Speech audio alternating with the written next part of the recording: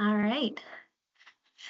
So the future of data is being greatly influenced by these three key trends. The first we're going to explore is the introduction of additional US state laws that's increasing the complexity and fragmentation for marketers to handle that privacy and those regulations. The next is the introduction of 5 different tech lawsuits that are current in place that could reshape our industry. And the third is really this paradox between AI, which we've heard so much about, but still upholding that privacy safe regulation to avoid any legal challenges. So each year we kind of show a map here to show the introduction of state level laws. And each year we get more and more states introducing those regulations. Everything in blue here is a state that has a passed or signed state privacy law.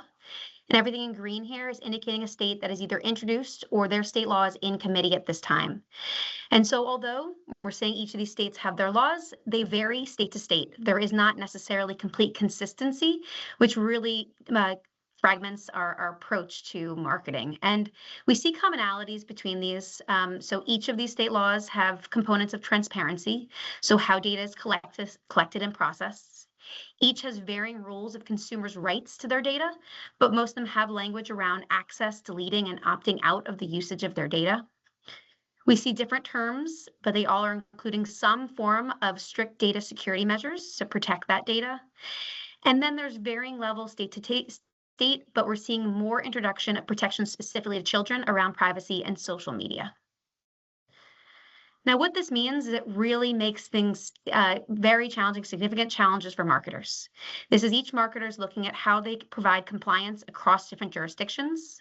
There are operational and financial burdens of being able to manage state by state, depending on the states that you operate in.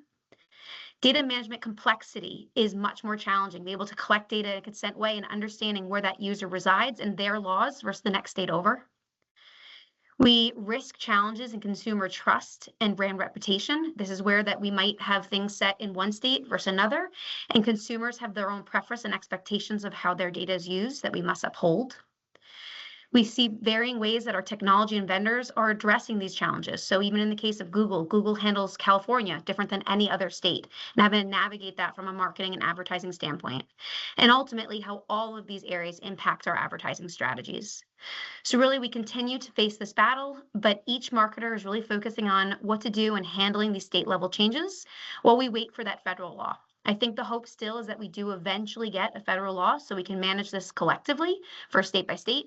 But at this point, it's finding that balance between having the state privacy regulations while hoping and anticipating for that eventual future federal regulation.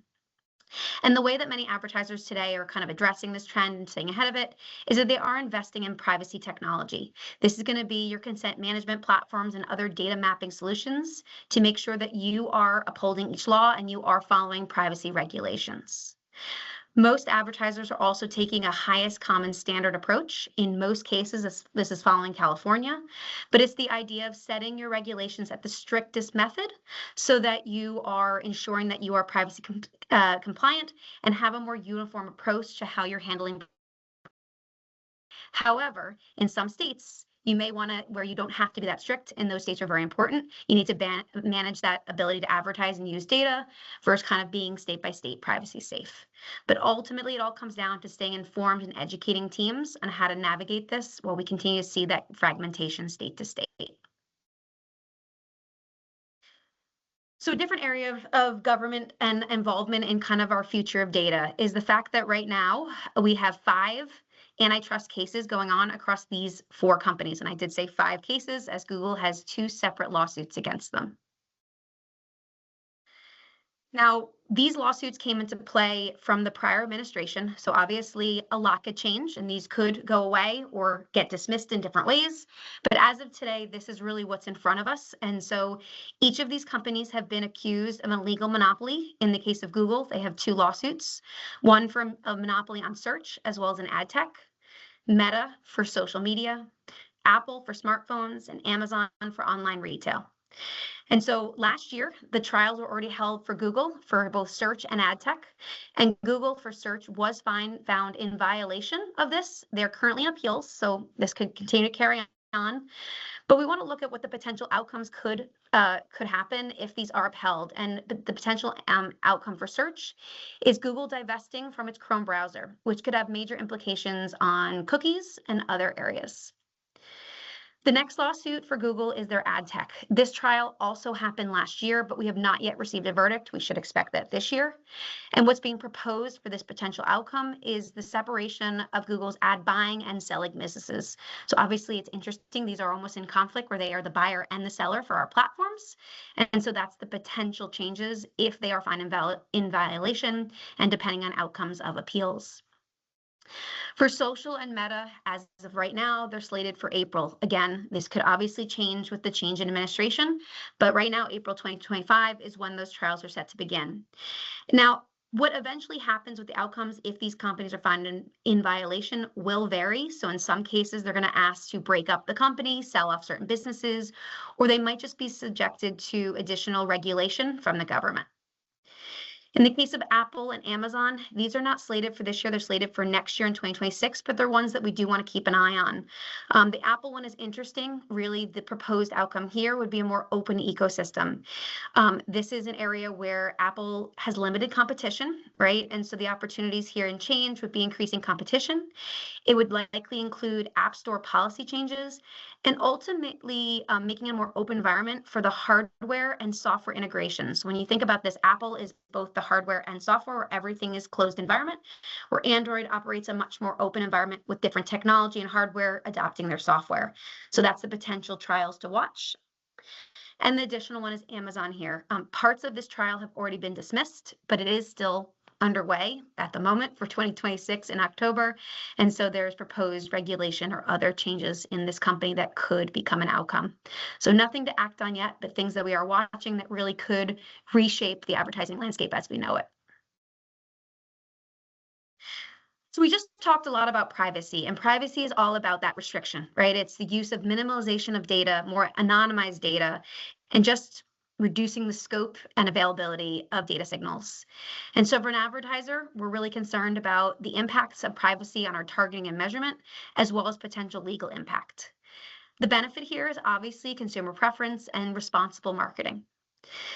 The other balance, the other challenge we face in good and bad is going to be AI. Obviously, this presentation, every section talked about the impact of AI and a lot of the good and the benefits that it comes with. But it's at this contradiction with privacy, right? It's all about the use of vast amounts of data, about hyper-personalization, about consumer preference and experience, which comes with benefits. But the concerns here is potential loss of control. There's brand safety concerns that come with this, as well as legal challenges. But the benefits are that promise of efficiency and personalization. And so as we continue into this year and future years, it's continue to be a challenge for marketers to be navigating this, making sure that they have privacy compliant technology, so they're respecting user privacy, while doing their best to use that in a privacy safe way and harness the power of what AI can bring. Now, I've only mentioned the word cookies once, and if you've been along for us or past media trends and just a lot of the conversations us and the industry have had over the years, it's been very focused on the loss of the cookie.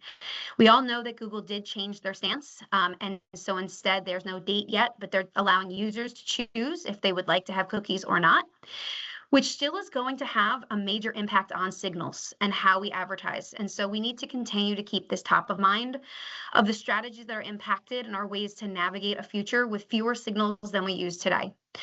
And so continuing to be a focus is that development of first-party data strategies. So continuing for marketers to keep it top of mind of the collection of that data, as well as important, the consent and mapping of that data by state, as we talked about, and ultimately testing into different opportunities with clean rooms. However, I will say clean rooms have not been deemed fully privacy safe, so there could be threat to that environment as well in the future. We continue to want to test into AI products. And so this will be some of the products like Meta's Advantage Plus and Google's Demand Gen and PMax, as well as other products coming to the market.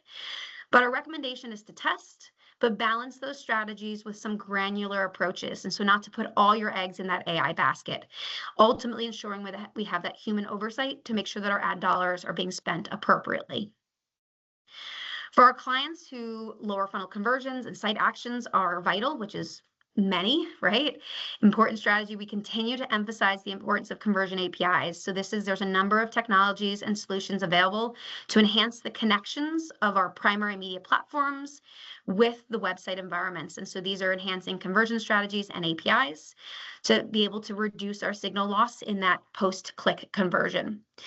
This will also be an environment that will continue to lean into probabilistic models and getting more comfortable with not that one-to-one solution and making decisions off models just with those loss signals.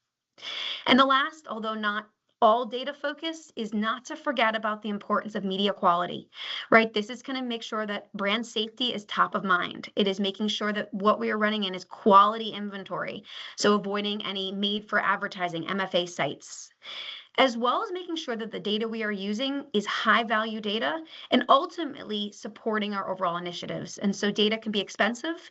And so making sure that those third-party targeting solutions, second party, which is going to be less stops in the process, that is ultimately delivering the value that the cost it provides.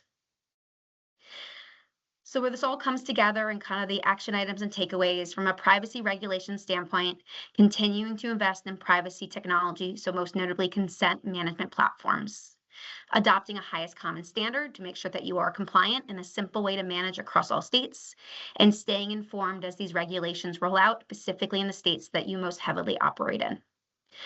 From a tech antitrust standpoint, there's no immediate action, but the recommendation here is to continue to watch these changes. Even if government doesn't make specific demands, we may see these platforms make adjustments on their own, and so we just need to keep on our toes, paying attention, and in some cases consider some diversification of spend. And the last is from an advertising standpoint, managing this paradox. And ultimately, our best approach here is continuing to lean into those first-party data strategies and making sure they are consented use of first-party data, that we're testing smartly into those AI products, that we're testing into conversion enhancing strategies and improving our connections, and ultimately emphasizing brand safety and high quality inventory no matter our data sources.